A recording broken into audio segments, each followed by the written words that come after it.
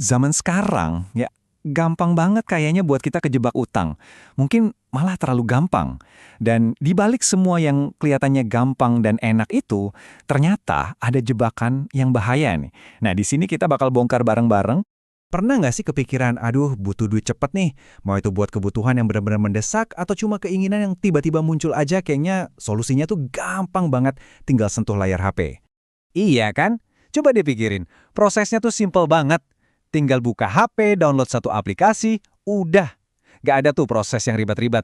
Habis itu, semuanya jadi makin cepet. Isi data dikit, terus tinggal satu klik. Selesai. Rasanya tuh kayak bukan lagi ngajuin pinjaman ya, lebih mirip kayak lagi pesan makanan online.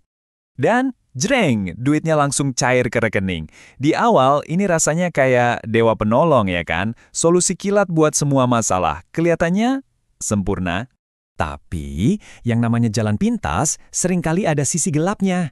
Solusi instan yang kita dapat hari ini, bisa banget jadi beban yang super berat buat kita pikul.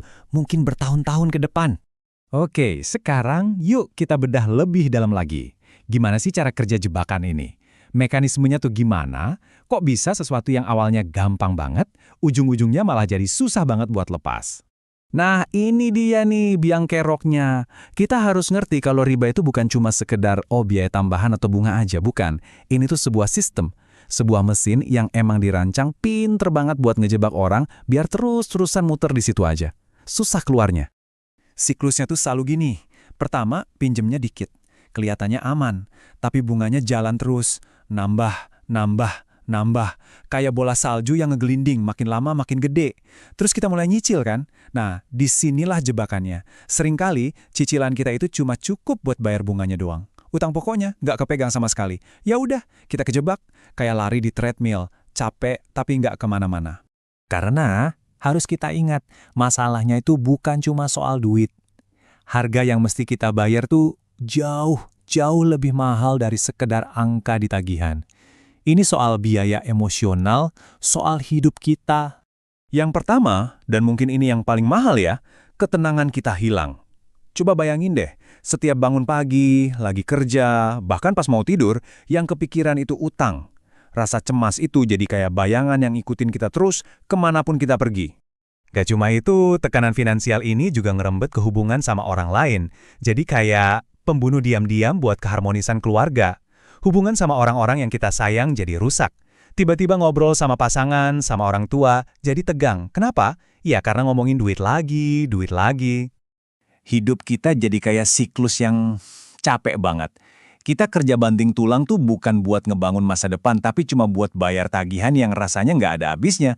Energi kita habis cuma buat gali lubang, tutup lubang.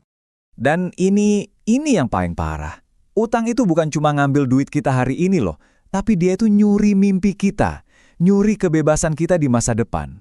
Kesempatan buat investasi, buat mulai usaha, atau ya simple aja, buat hidup tenang. Itu semua kayak direbut paksa. Intinya, utang itu ngejual masa depan kita cuma buat kenikmatan sesaat hari ini. Tapi, tenang, selalu ada jalan keluar. Ada cara lain. Yuk kita coba bayangin gimana sih rasanya hidup yang bebas dari beban ini? Hidup yang benar-benar damai. Jauh banget kan bedanya? Di satu sisi, hidup itu penuh stres, penuh tekanan, kerja cuma buat bayar bunga. Tapi di sisi lain, ada hidup yang tenang, ringan, dan kita tahu tujuan kita apa. Nah, pilihannya ada di tangan kita masing-masing. Terus gimana caranya biar kita bisa sampai ke sana? Kuncinya sebenarnya simpel, ada di 3 prinsip ini. Pertama, belajar hidup sesuai sama kemampuan, bukan cuma nurutin keinginan. Kedua, belajar buat nunda kesenangan sesaat, sabar dikit. Dan yang paling penting, kita harus sadar kalau sabar nabung itu jauh lebih baik daripada kecepatan instan yang ditawarin sama utang. Ujung-ujungnya, ini semua balik lagi ke pilihan kita. Pilihan yang kita buat dengan sadar. Keputusan kita hari ini, itu yang nentuin kita bakal tenang atau enggak di masa depan. Jadi, lain kali sebelum jari kita gatal mau ngeklik tombol ajukan pinjaman, coba deh berhenti dulu sebentar. Tanya ke diri sendiri pertanyaan simpel ini. Ini tuh beneran kebutuhan mendesak? Atau cuma keinginan yang sebenarnya masih bisa ditunda? Jawaban jujur dari pertanyaan itu bisa jadi penyelamat masa depan kita. Karena pada akhirnya kebenarannya adalah ini. Kemerdekaan sejati dalam hidup itu datang dari seberapa sedikit beban yang kita pikul. Bukan dari seberapa banyak barang yang kita beli dari utang, tapi dari seberapa ringan langkah kita karena bebas dari semua jeratan itu. Makin sedikit beban kita, makin bebas kita melangkah.